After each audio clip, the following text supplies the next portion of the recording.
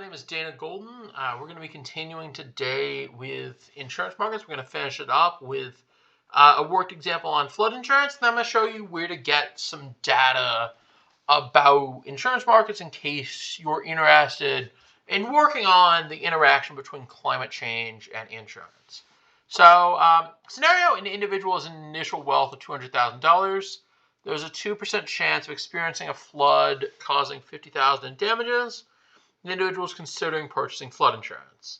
So what we want to do is we're going to calculate the expected utility without insurance, determine the certainty equivalent of the risky prospect, and compute the risk premium. Individual's utility function is U of W equals square root of W.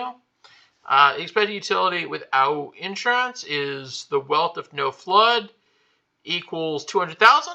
The utility of the wealth with no flood is square root of 200,000 equals $447. Or not $447, but 447 utils. It's ordinal, not cardinal, so it doesn't have any meaning in terms of dollars. It's just a certain amount of utility. The wealth if the flood occurs is 200,000 minus 50,000 equals 150,000. The utility of wealth with the flood is square root of 150,000 equals 387.30. So expected utility, you multiply 0.98 by 447.21, and then you add 0.002 times 387.3. So you take the probability of one outcome, the probability of no flood, times the wealth of no flood, or times the utility of no flood. So the utility of no flood plus the probability of the other outcome times the utility of flood is equal to 446.02, which is the expected utility of wealth. And then the certainty equivalent is such that the utility of the certainty equivalent is equal to the expected utility of wealth.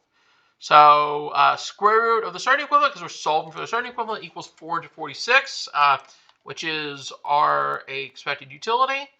And then this squared is equal to 198,000 something.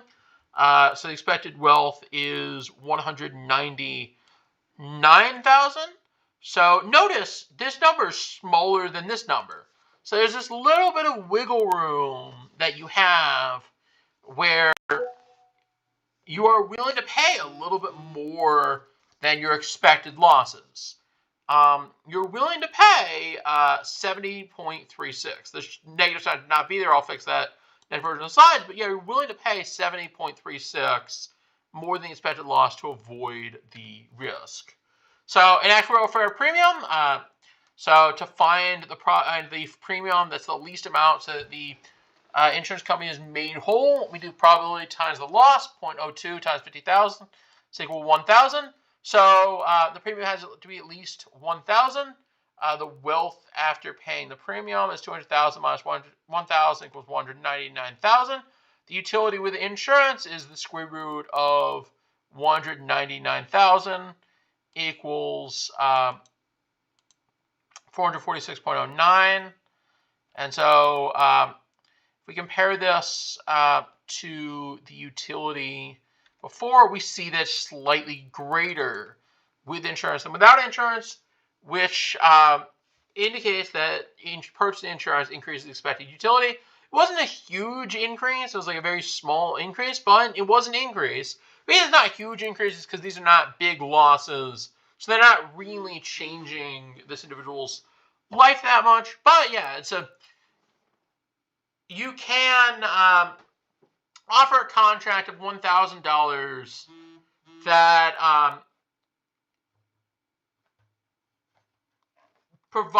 makes the insurer whole and also improves the insured's life. And the reason we can do that, like we said before, is because of concavity.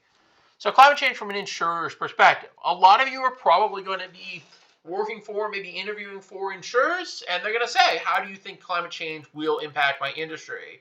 If you're a consultant, you might end up in this situation. So, impact of climate change on the insurance industry, increased frequency and severity of natural disasters. There's a higher occurrence of hurricanes, floods, wildfires, and droughts. This leads to larger payouts and more claims, risk assessment and pricing challenges, Historical data may no longer be a reliable indicator of future risk. I have a friend of mine who's working on this from an economic perspective. This is something we're thinking about right now, is that there's this changing risk parameters and understanding of risk, even in the insurance market industry, which has been for a long time a pretty stable, steady industry. There's a need to integrate climate models into actuarial analyses. Regulatory and compliance considerations, emerging regulations on climate risk disclosure, requirement to assess long-term solvency under climate scenarios. You want to make sure that insurance companies don't go bankrupt even under very severe outcomes of climate change. And then finally, product innovation. How can you develop new insurance products to understand climate change?